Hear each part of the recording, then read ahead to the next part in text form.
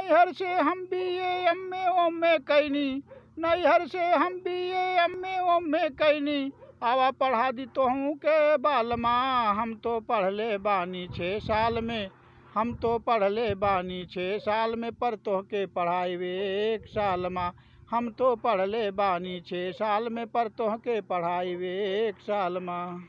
BA का मतलब होला बैचलर आर्ट ऑफ डिग्री, भरोसा मत करिहा कभी केहू हो केतनो जिगरी।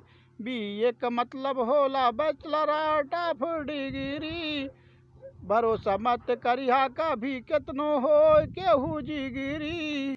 बीए पढ़ पढ़ केतना लोग, बीए पढ़ पढ़ केतना लोग हो गए निकम्मा, आवा तोहके पढ़ा दी बलमा बीए एमए ओमे 1 साल मा, आवा तोहके पढ़ा दी बलमा बीए एमए ओमे। Likey